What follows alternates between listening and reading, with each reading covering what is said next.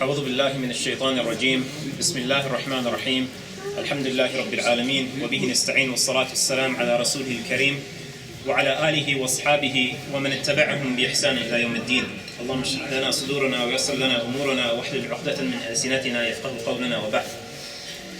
So last week, alhamdulillah, we spoke a little bit about the family of Ibrahim alayhi salam and how they came to settle in Arabia, and we spoke about the story of Ismail and his mother Hajar, and we spoke about how they came to settle in the Arabian Peninsula, and how Ismail grew up there, and then he eventually married from the tribe of Jurhum.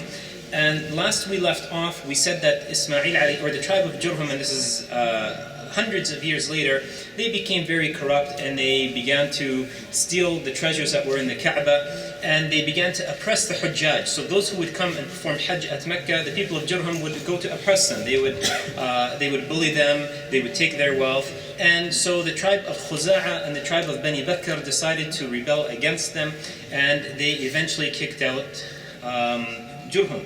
And later on, so now we're going to continue on inshallah, and even though Jurhum was now gone from Mecca, the tribe of Khuza'a had sole authority over the city and its affairs, but there were still people from the tribe of Ismail, or from the descendants of Ismail who remained in Mecca and were there. And from the descendants of Ismail is going to be a man that we're going to speak about today, and his name is Qusay Ibn Kilaab.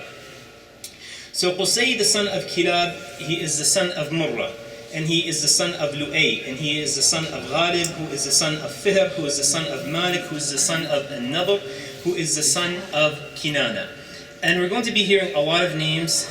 I don't want you to fret if you don't remember these names. Some of these names we're never going to hear again, and some of these names we are going to hear frequently throughout the Seerah, or every now and then throughout the Seerah. And so don't fret if you don't remember who's the son of who and who is this person. We're narrating it to establish sort of a historical context for what we're speaking about, and there's going to be a method to my madness, inshallah. You'll see towards the end why we're going through this and why we're establishing this context, if you will. So Qusay ibn Kilaab is the son of Murrah, and who is the son of Lu'ay, who is the son of Ghalib, who is the son of Fihr, the son of Malik, the son of An-Nadr, the son of Kinana. Now Qusay, his name isn't actually Qusay. It was a name that was given to him, but rather his name was Zayd ibn Kilaab.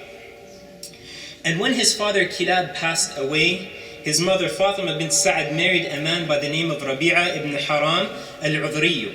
And after he married Fatima, he took Fatima and Zayd all the way to Ash-Sham. So he left Mecca, this person left Mecca, and he took Zayd ibn Kilaab with him, and his mother. And Zayd ibn Kilaab was just a nursling at this time. So he remained there at Ash-Sham. So Zayd ibn Kilaab remained there with his mother and his stepfather in Ash-Sham until he became a man himself. And then he eventually returned back to Mecca. But because he was far away from his people, the people of Ash-Sham, like he was far away from his descendants and from his homeland, the people from Ash-Sham gave him the name Qusay. Wal-Qasi huwa al-Ba'id. The one who is Qasi, who is considered a Qasi, is someone who is far away. So because he was far away from his homeland, the people of Ash-Sham gave him the name Qusay. And when he returned back to Mecca, this name eventually stuck with him, and he kept it. So he became known as Qusay ibn Kilaab, and this is the name that he is more well known with. So in any case, Qusay eventually moved back to Mecca, but the rest of the sons of Fihr. Now Fihr is his great-great-grandfather. So the rest of the descendants, or the sons of Fihr, they were disunited. So some who remained in Mecca, they didn't care about their relatives or their cousins. Everyone was concerned with his own affairs, and they weren't united with one another. And some were even outside of Mecca. But when Qusay ibn Kilaab came back, and he married, and he had children, and his children had children, then he found that he had now a great amount of strength just in their numbers and because who they are. So Qusay Ibn Kilaab decided that, you know what, the affairs of Mecca should be returned back to the descendants of Ismail. It should not be in the hands of Khuza'a. And we're going to speak a little bit more in the upcoming lessons, inshallah, about what Khuza'a did, specifically the shirk that they then introduced into the ibadah of the worship of Allah subhanahu wa ta'ala, and we'll speak more about that in the future inshallah. But in any case, Qusay ibn Kilaab, he decided that enough is enough and Mecca and its affairs have to come back to the family of Ismail. So what did he do is he reached out to the other descendants of Fihr, so his cousins and his relatives. He reached out to them and he united them in order to put together a rebellion against the tribe of Khuza'a. And he came together and he came to the people of Khuza'a and he said, لَنَحْنُ أَوْلَى بِهَذَا مِنْكُمْ. We have more of a right to this than you. Meaning to Mecca and to the Kaaba, we have more of a right to this than you. And Khuza'a fought him, and they fought a bloody battle between each other. But Khuza'a lost to the family of, or to the descendants of Fihr. So Qusay ibn Kilaab became the absolute leader of Mecca and its people. And according to some scholars, Qusay ibn Kilaab, he is Quraysh. Qusay ibn Kilaab is Quraysh, and where Quraysh comes from. But some, of course, differed with this, and the differing of the scholars comes from, or stems from, how we understand, or what we understand Quraysh to mean. So Ibn Kathir rahmatullahi alayhi, he said those who believe that Qusay ibn Kilaab is Quraysh, they base it on the way, on the meaning of Quraysh coming from the word at-taqarrush. And at-taqarrush huwa al-tajammu' ba'd at-tafarruq. Taqarrush is gathering together after there was disunity or after there was separation. So because Qusay ibn Kilaab brought the descendants of Fihr together after they were disunited, he was the one who did this, so he was given, Quraysh was the name that was given to him, because he was the one who gathered them together. And the poets would say regarding Qusay, أَبُوكُمْ قُصَيٌّ كَانَ يُدْعَى مُجَمِّعًا بِهِ جَمَعَ اللَّهُ الْقَبَائِلَ مِنْ فِهْرٍ. That your father, some of the poets of Quraysh used to say that your father is Qusay, he is the one who brought the people together, and through him Allah subhanahu wa ta'ala brought the various tribes of Fihr together. Ibn Hisham rahmatullahi alayhi said Quraysh was actually the name of An-Nadr, and An-Nadr is the son of Kinana. So he said anyone who descended from An-Nadr was considered Qurayshi, and anyone who wasn't from him was not. And that Quraysh comes from Al-Qurush, and Al-Qurush at-Tijara wal-Iktisab. So Al-Qurush is trade and profit. And the reason why An-Nadr was referred to this, because he was the one who sort of introduced trade, Wallahu ta'ala a'lam, but he was the one who used to trade fat and he used to trade milk. And so he was given the name Quraysh, or Quraysh comes from him, or any descendants from An-Nadr, from Kinana, is considered from Quraysh. Allah ta'ala a'lam, but in any case, these are some of the opinions there are given with regards to this. In any case, Qusay ibn Kilaab, then he, of course, he succeeded in consolidating all the affairs of the authority in Mecca under himself. So before, when Jurham was still around, we saw that Ismail and or the family of Ismail, they controlled Zamzam, and then eventually when the Kaaba was built, then they had control of the religious authority in Mecca. However, when it came to anything else to do with the city, then this went to the tribe of Jurham. But Qusay ibn Kilaab now took control of everything, and everything was now back in the hands of the descendants of Ismail. So he controlled Al-Hijaba. And Al-Hijaba is the custodianship or the guardianship of the Kaaba. And he took control of As-Siqaya. And As-Siqaya is given water to the Hujjaj, to the pilgrims when they come. And he took control of Al-Rifada, وَالرَّفْدُ al-'ata. So he took control of Al-Rifada, and what Rifada means is giving. And what is meant in this particular case is giving food to the Hujjaj when they come. So they would give water, and they would also give food to the people who would come to perform Hajj. And this tradition of giving food and water to the Hujjaj was a tradition that was started by Qusay Ibn Kilaab. So he was the one that started this tradition of giving food and giving water to those who would come and perform Hajj. And he would force the other tribes in Mecca to do the same thing. So he said, يا معشر قريش إنكم جيران الله وأهل بيته وأهل الحرم وإن الحاج ضيف الله وزوار بيته وهم أحق الضيف بالكرامة فاجعلوا لهم طعاما وشرابا أيام الحج حتى يصدروا عنكم. So Qusay ibn Kilab, he said, O people of Quraysh, you are the neighbors of Allah, meaning you are the neighbors of the house of Allah subhanahu wa ta'ala. And you are the people of His house. And you are the people or the guardians of the sanctuary of Allah subhanahu wa ta'ala. And those who come to perform Hajj, as far as guests go, then they have more of a right to kindness than any other guests that comes to visit Mecca. Meaning anyone who comes to perform Hajj, he has more of a right to your kindness than someone who's coming to do tijara, who's coming to do trade. So you have to look after them. So he said, prepare food for them and prepare drink for them until they depart from you. So every year during the Hajj season, the people of Mecca would gather their wealth and they would give it to Qusay ibn Kilab to prepare food for the Hujjaj. And Qusay ibn Kilab also took control of Al-Nadwa. And Al-Nadwa is the assembly of Quraysh. No decision is taken in Mecca without being discussed in an assembly in the city. And this Nadwa, Dar al-Nadwa, now became the house of Qusay ibn Kilab. So he took everything and he put it under himself. And he also took control of Al-Liwa. And Al-Liwa is the banner or the flag, and whoever has this in Mecca has the right to declare war. So Qusay ibn Kilab now had this under his authority as well. And who is Qusay ibn Kilab? He is the great grandfather of the Prophet sallallahu alaihi wasallam. So when Qusay got old, he decided to give all of the authority that he had now consolidated under himself to one of his children. And he had four. He had Abd al-Dar, and he had Abd Manaaf, and he had Abd al-Uzza, and he had Abd Qusay. So he had four children. Qusay chose to give the authority to Abd al-Dar, even though Abd Manaaf was the one who was more favored by the people of Mecca. He had sort of a status amongst the people of Mecca, an honor amongst the people of Quraysh rather, that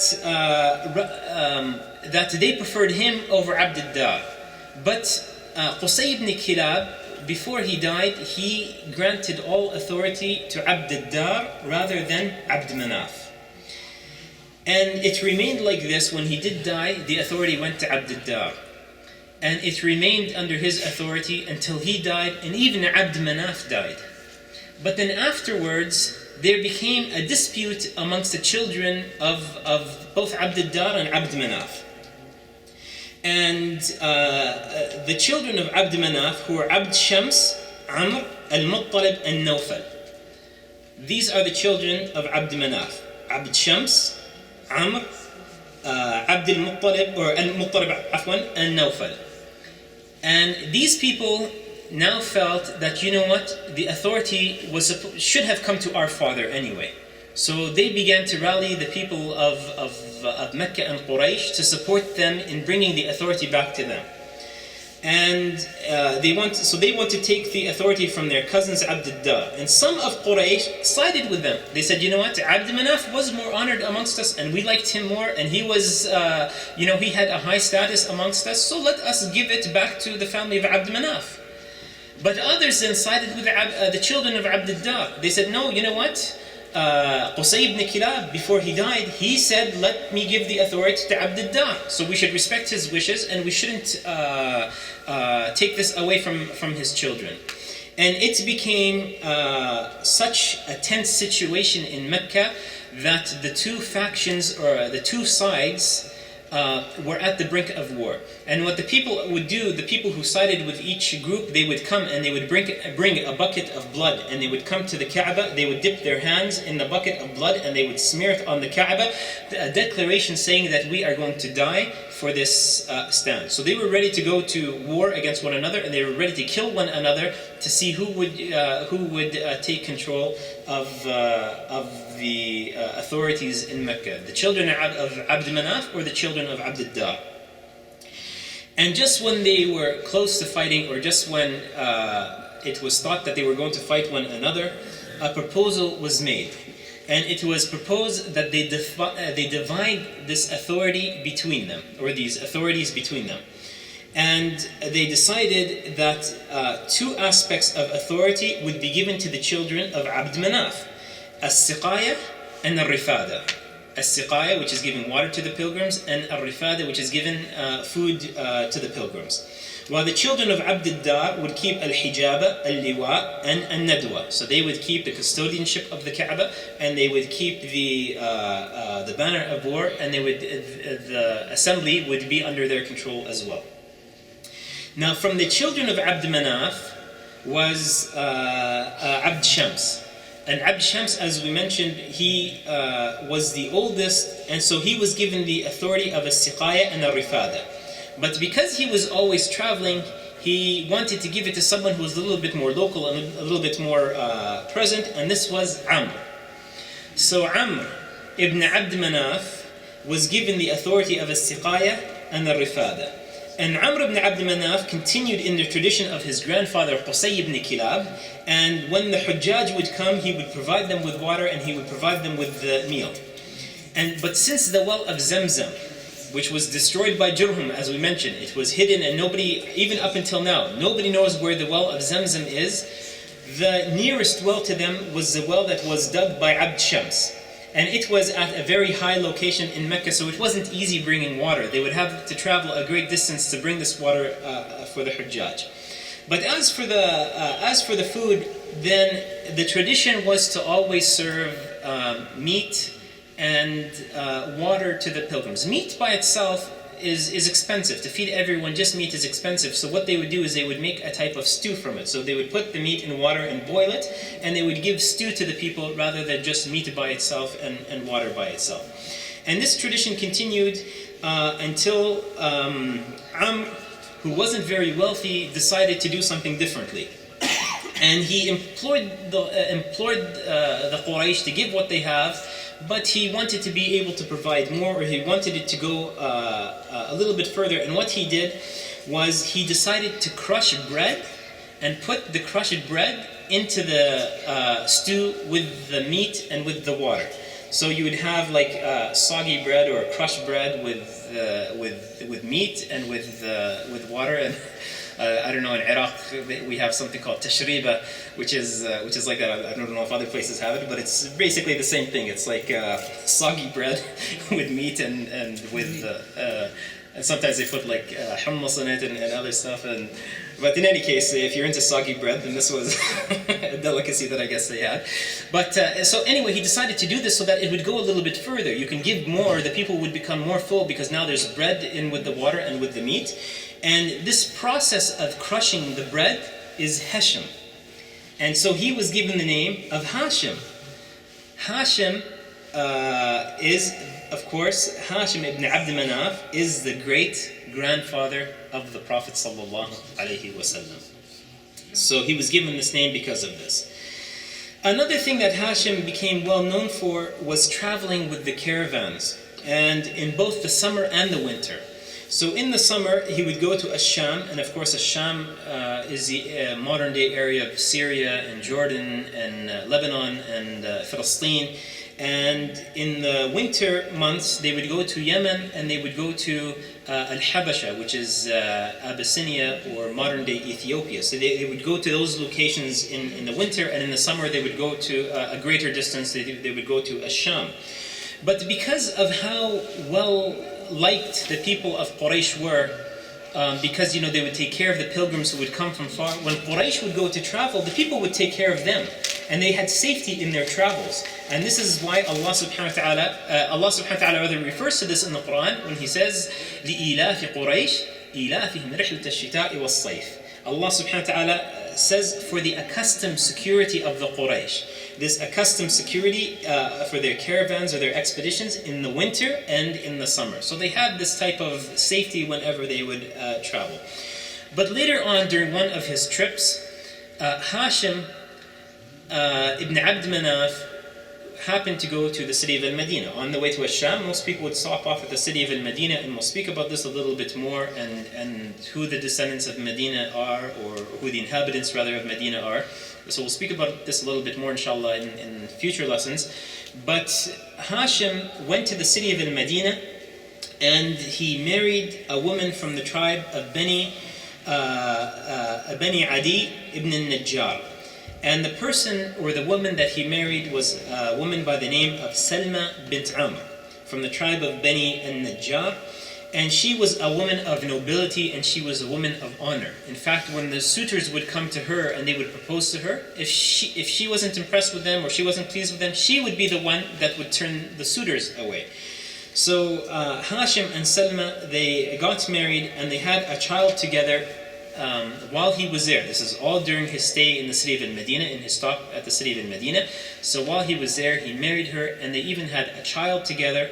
And the child's name, or they named him Shaybah, from the Arabic word Shayb. وَالشَّيْبُ مَعْرُوفٌ قَلِيلُهُ وَكَثِيرُهُ بَيَاضُ الشَّعْرِ. Shayb is known that whether it's a little or whether it's a lot, if someone has white in his hair, it's referred to as shayb, like he has gray or white in this person's hair. And Shaybah was called this because he, when he was born, he had white in his hair, so they called him Shaybah. Now Haashim left Shaybah with his mother, and then he continued on to Ash-Sham, because remember, he was going to Ash-Sham to begin with. So after his child was born, then he went to Ash-Sham. But when he came to the land of Gaza, may Allah subhanahu wa ta'ala free it and free Palestine from the hands of the Yahud, when he arrived at Gaza, he passed away. And Shaybah, who was with his mother Salma, because there was no reason for her now to go and live amongst foreigners in Mecca, she kept Shaybah with herself in the city of Al-Madinah, and she stayed with her family there to look after the young. Why go to another city and be amongst foreigners who she doesn't really know anyone to look after her, when she could stay with her family and her family would look after her. And when Haashim died, the responsibilities of al-Siqaya and al-Rifada went to his younger brother, Al-Muttalib. Al-Muttalib, a few years later, when Shaybah was a little bit older, Al-Muttalib actually came to the city of Al-Madinah, and he wanted to bring Shaybah back to the city of Mecca with him, to be with his family. So Salma bint Amr, after he came and he asked for him, she said, "Lastu بمرسلته معك." I'm not going to send him with you. And he replied to her and he said, "إني غير منصرف حتى أخرج به معي." I'm not going to leave until I take him with me. And then he began to plead with her and he said, "إن ابن أخي قد بلغ وهو غريب في غير قومه ونحن أهل بيت شرف في قومنا نلي كثيرا من أمورهم وقومه وبلده وعشيرته خير له من الإقامة في غيرهم." He said that, the son of my brother, meaning Shaybah, the son of Haashim, he's reached an age, he's old, he's matured in age, and he's living amongst people that are foreign to him. But we are from a people, and we are a people of status. So we're well known amongst the people, amongst our people, and we control many of their affairs. So for him to be in his land with his people is better for him than being in a land without his people. And then he turned to Shaybah and he wanted, he tried to get Shaybah to agree to go with him. But Shaybah said, "لست بمفارقها إلا أن تأذن لي." He said, "I am not going to leave. I'm not going to go away from her or leave her side unless she gives me permission." So Abd-il-Muttalib, or Al-Muttalib rather, pleaded until Salma agreed to send Shaybah back with Al-Muttalib to the city of Mecca to be with his people. Now when Al-Muttalib approached the city of Mecca and the people saw him with a young boy, they assumed that this young boy was his slave, right? Because it was not uncommon for people to leave and go on trades and then come back with young children as slaves, because they can train them well to become proficient in their trade or whatever as they grow older. So it wasn't uncommon. So when they saw Al-Muttalib come back with a young boy, they assumed that this young boy, who was Shaybah, was the slave of Al-Muttalib. So they began to say, "Abdul Muttalib ibta'ahu." This is the servant, Abd-il-Muttalib, he was purchased by Al-Muttalib. This is a servant. He was purchased. So they called Shaybah Abd-il-Muttalib. This is the servant of Al-Muttalib. And Al-Muttalib, he got upset when he heard this. He said, وَيْحَكُمْ إِنَّمَا هُوَ ابْنُ أَخِي هَاشِمْ قَدِمْتُ بِهِ مِنَ الْمَدِينَةِ. He said, woe unto you, this is the son of my brother Hashim, and I have come to him from the city of Al-Madinah. But this name, of course, stuck with him, and he became known, Shaybah became known as Abd al-Muttalib. And when Al-Muttalib eventually passed away, and he passed away actually when he was on a trade route to Yemen, Abd-il-Muttalib, who remained in Mecca and becoming just as honored as his father and his uncle were, now took over the duties of As-Siqaya and Al-Rifada for his deceased uncle. So all the duties that were with Hashim that went to his brother Al-Muttalib came back to the family of Hashim through Abd-il-Muttalib, and Abd-il-Muttalib would become a person of well-known status and a person considered of honor amongst the people of Quraysh. And we are going to speak more about him, inshaAllah. And of course, Abd-il-Muttalib is the grandfather of the Prophet sallallahu alaihi wasallam. Next week, inshallah, so we'll speak about the rediscovery of the well of Zamzam, and we're going to speak more about Abd-il-Muttalib and his son Abdullah, who is, of course, going to be the father of the Prophet sallallahu alaihi wasallam. But just before I conclude, there's just a correction I wanted to make to the lesson last week. I had mentioned that with regards to the age of Ibrahim alayhi salam when he had Ismail, and I said that I thought I remembered a narration being that he was 80 years old when he had Ismail alayhi salam. In fact, this 80 was the year that Ibrahim alayhi salam was circumcised. He was 80 years old when he was circumcised, and this hadith is sahih.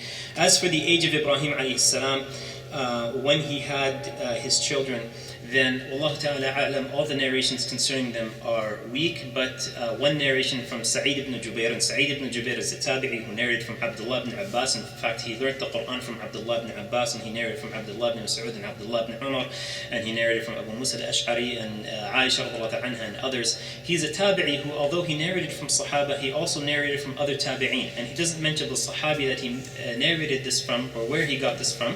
But Sa'id ibn Jubair, rahmatullahi alayhi, he said that the age of Ibrahim alayhi salam when he had Ismail was 117 years old. When he had Ismail alayhi salam. Allah Ta'ala A'lam. And there's a narration from Ibn Ishaq, also without a chain, so it's a mu'dal narration. So there's weakness in it. But this narration from Ibn Ishaq mentions that when Ibrahim alayhi salam had Ishaq, he was 120 years old. Wallahu ta'ala a'lam. So there's weakness in both these narrations, but I just thought that I would clarify that point that I had made last week. أقول ما سمعتم من صواب فمن الله وأنا أخطأت فمن نفسي من الشيطان جزاكم الله خير والسلام عليكم ورحمة الله وبركاته.